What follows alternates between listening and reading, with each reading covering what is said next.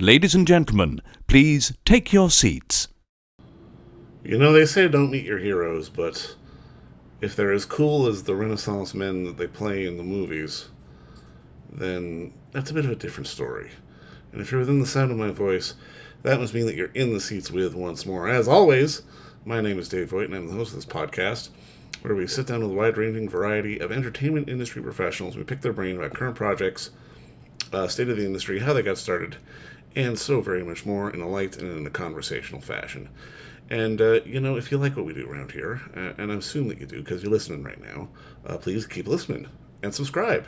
Hit the subscribe button, gives you a 5-star rating, and your podcast provider of choice. We're available pretty much everywhere. Places like Apple, Amazon, Spotify, Google, and plus we archive every single one of our episodes over to our In the Seats YouTube channel, so give us a like and subscribe there as well. Also, check us out on social media. We're on the Facebook, the Twitter, the Instagram, the Letterboxd, the TikTok, the Blue Sky, the Threads. I'm losing track. There's too many. But we're in the seats for all sorts of fun updates. And finally, and I do dare say most importantly, please pay us a visit over at In the Seats, intheseats.ca for all the latest and greatest from the world of film, television, basically the moving image at large. Because guess what? If we live to watch it and read about it and talk about it, we love it all that much more when you come by and read about it and listen about it. So please do us that ultimate kindness. Come on by and pay us a visit.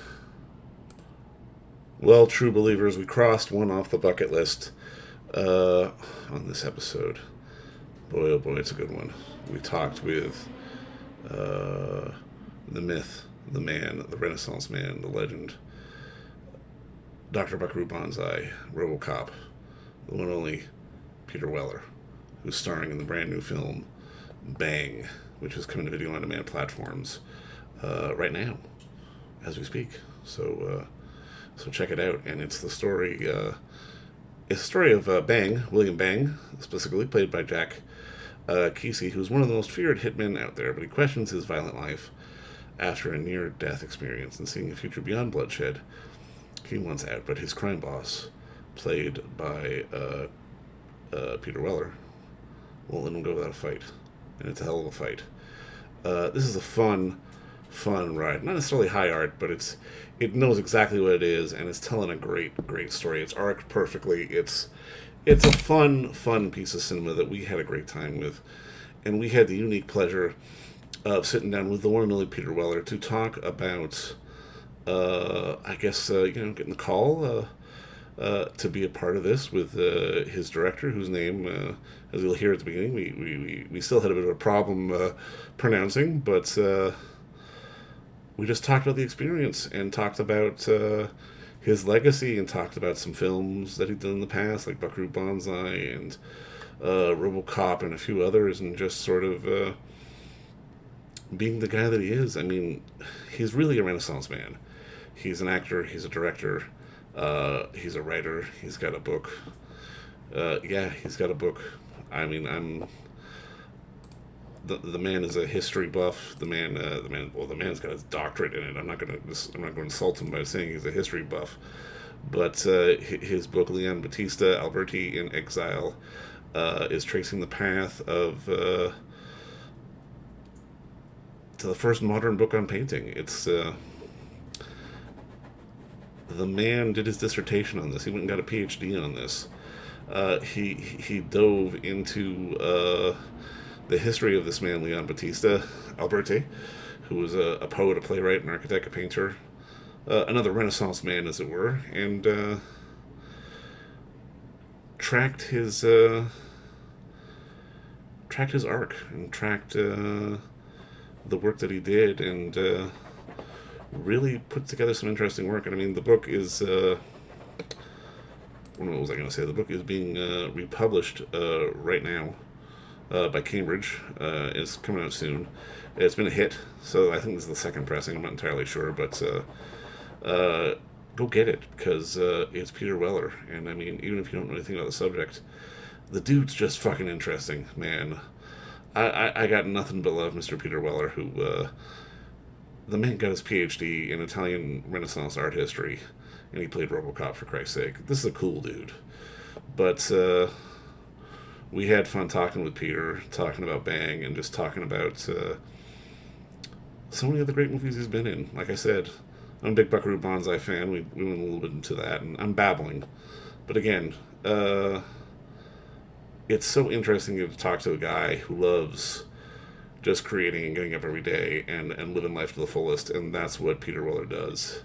And then some. And it was just a joy to talk to him. But like I said, go check out Bang. It's on video on demand platforms now. But first, enjoy our talk with the one and only Peter Weller, a Renaissance man in every sense of the word. And we'll talk to you soon. I'm learning. My friend Vic, who wrote who did the movie Kayo Sananda. I know I'm going to mess up his last name. He told me over and over and over again, Kao Sayananda, Kayo Sayananda.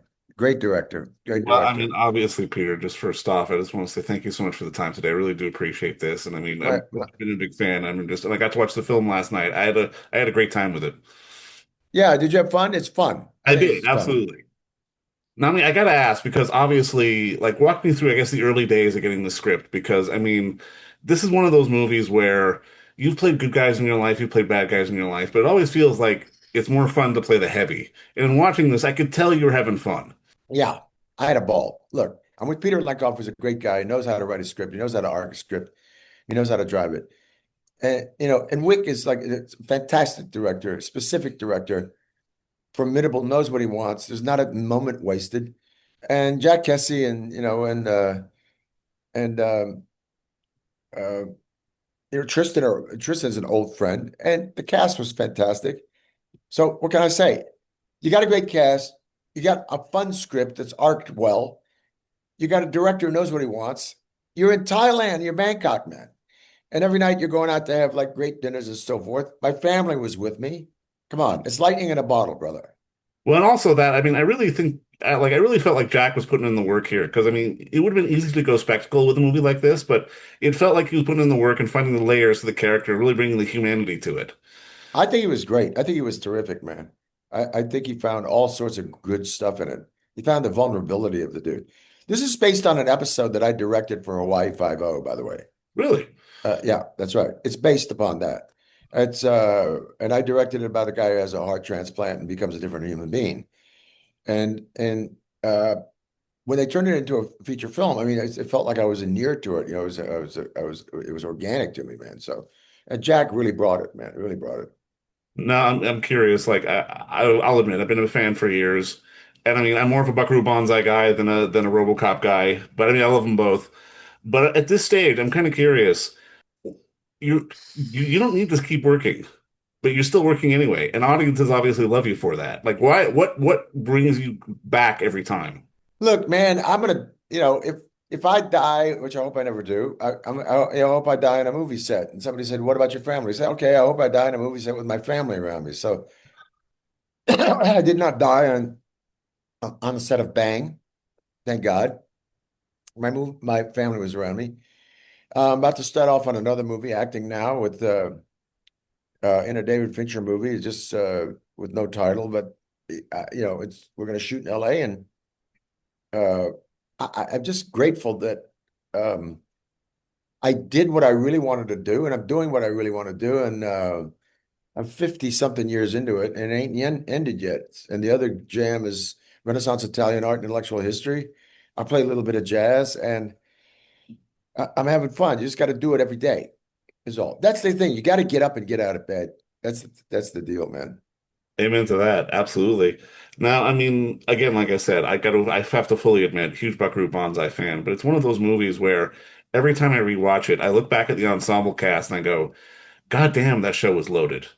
So many Yeah, people in that wasn't movie. it? Like, was it ahead of its time? Like, why do you think it didn't work at the time? I think it's like, look, Lithgow, who I just saw in this great play called Giant, about Roald Dahl in England. I saw him twice, as a matter of fact. And I go backstage. This is only like 3 weeks ago. And with Lithgow, we're taking pictures, and Lithgow sends me this great picture of me and him back in Buckaroo days. And I'm thinking, okay, Lithgow and I showed up at Lincoln Center when the thing was introduced to the archives of Lincoln Center Library with all the dozens and the hoity-toity there. I think they also invited Clancy and Jeff and Chris, who are still buddies. particularly Jeff and Chris. I haven't seen Clancy in a while, but great buddies. And the guy, we're all dressed up, we're all like tied up, and who introduces Kevin Smith, and he comes on in a New York Rangers hockey jersey, man. And I think like we're all looking like little Lord Fauntleroy, and there's Kevin in his jersey, and he goes into a 25-minute intro about what the movie is and isn't. And John is turning to me, he says, "I didn't know that. I didn't know that." So, and I didn't know it either. It defies genre is the problem. Is it an action movie? I don't know. Is it a comedy? I don't know. Is it sci-fi? I don't know. Is it all three of those things? I don't know. Is it a social commentary on race? With like, redneck, aliens and Rasta area. I don't know. It's all of that. Is it a study in Zen? I asked Dennis Haysbert, the gifted Dennis Haysbert. It's his favorite movie. We're on a golf course in Georgia. I said, "Well, tell me what it is about, Dennis, if it's your favorite movie." He says, "It's about love, Peter. It's a love story. Yeah. That's what it is. You got to like tap the surface of it, Peter." I said, "It's my movie and I haven't tapped the surface of it, for crying out loud, man." So that's why I think Sidney Lumet told me in my second movie, uh, I shot with Richard Lester and had this beautiful time doing a Western, Butch of Sundance, the early years, riding horses, shooting guns, being Joe LaForce.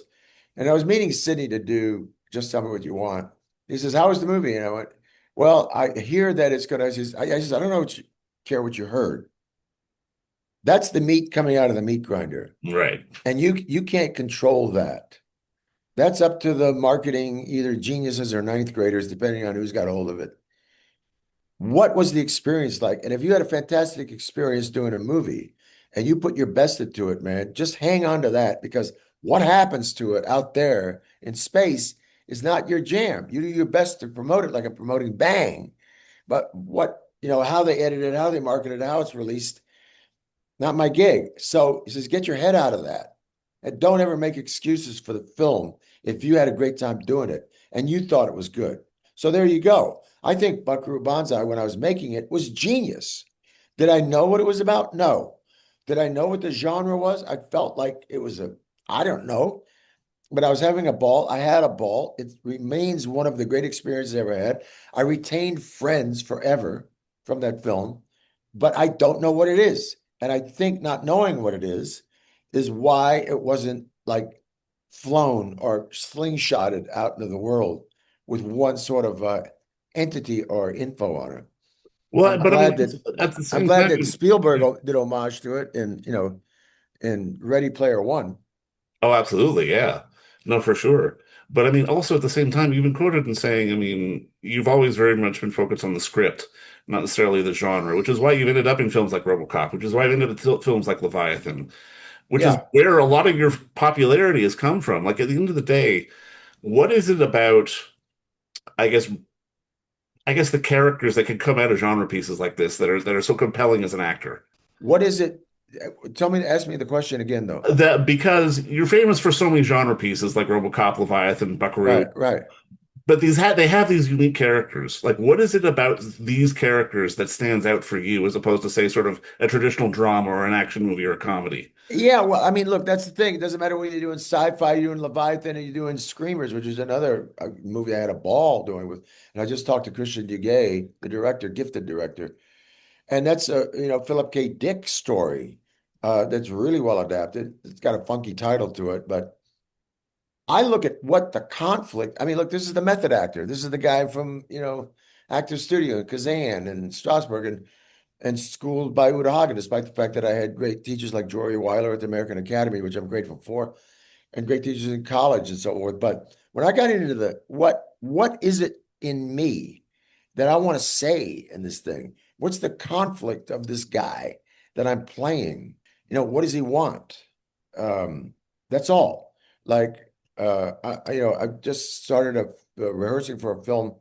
I don't know if I'm allowed to talk about it. It's a big secret, but it's a David Fincher film. And I'm playing a guy who wants to just protect his son, loves his son, man, Mm-hmm. wants his son to have the best thing. There's all kinds of other jazz going on, but what do I want? I want to protect my son. So what do I want in Leviathan, man? I want to get that ship to I want to get everybody safe. That's it. That's the deal. Once that starts, then it doesn't matter what the hoopla is, if it's sci-fi, if it's, comedy, if it's whatever. It's like Kazan said a beautiful thing once. He said, every scene is about life and death. Somebody's going to win it, somebody's going to lose it. Sometimes it's a draw, but somebody wants something. That's why they're talking about it. That's why they're bumping up against somebody. And that's drama, right? But even in Neil Simon, he said, doesn't matter what comedy you're doing. The genre is comedy, but like Prisoner of Second Avenue, the guy's like, wants out, man. Yes, the genre is that, but it's a panic. And it's not to say that every set of stakes is panic, but it should end up like that. It should end up with a resolution that's surprising because the guy doesn't know if he's going to get what he wants. He doesn't know if he's going to get what he wants. Hmm. And that's the way I got to look at it. Simple as that. Looks too simple to be true. But as long as we look at it that simply as an actor, I can't play the end of the movie. I can't do that. There's very few people can really throw the whole script away and play the beat that's in front of them and forget about the end of it. Gene Hackman's a master at it, man. Duvall's another master. Brando's maybe the best. I mean, he knows what's going to have the end, but the end is like, forget it. It's in the garbage. I'm going to play this as if everything means something right now. Otherwise, I'm winking at you, going, "Hey, Right. this is all, Right. Guess what? Guess where this is going to end up." Is that the jazz of it all? Was that really what drives you in terms of, getting to do these performances? Jazz, yeah, jazz drives me in everything. Jazz is instant creative, you know, harmonizing and composition in your head or in your soul right now. You could play like, Over the Rainbow or Tea for Two, but when you're improvising on it, you're going down the rabbit hole of your own fixation on it. And you don't know how that tune's going to end, man. You have Yeah. no clue how it's going to end. My group plays this tune by Wayne Shorter called Nefertiti. Oh, We play Nefertiti, we play Footsteps.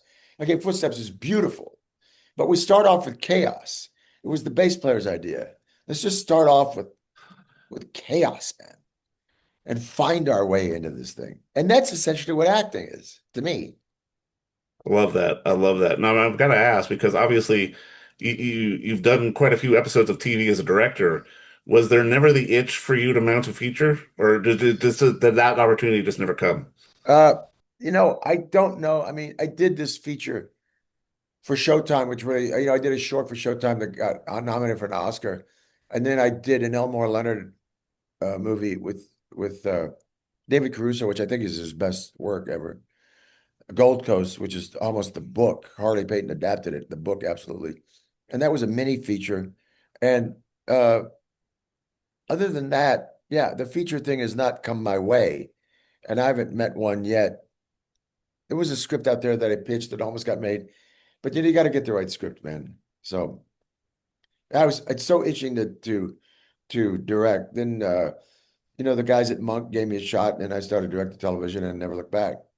Love it, love it. Now just put a bow on this. This will sound cheesy, but I mean I've pretty much almost lived my life by the quote of "No matter where you go, there you are."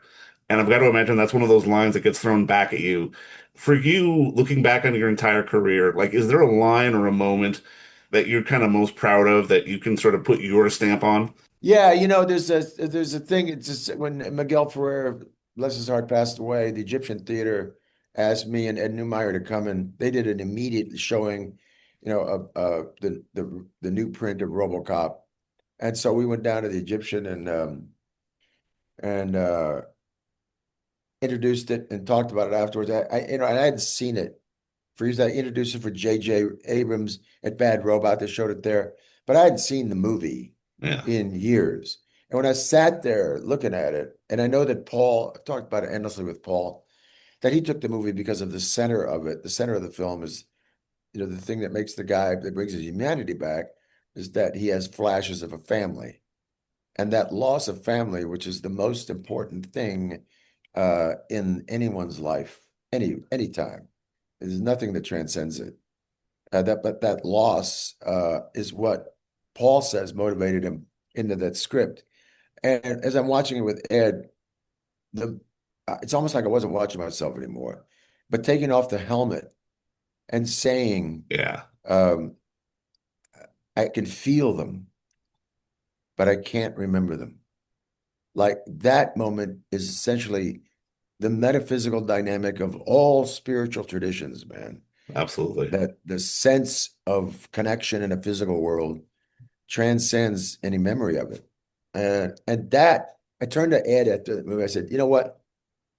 This film was a friggin' tragedy, man.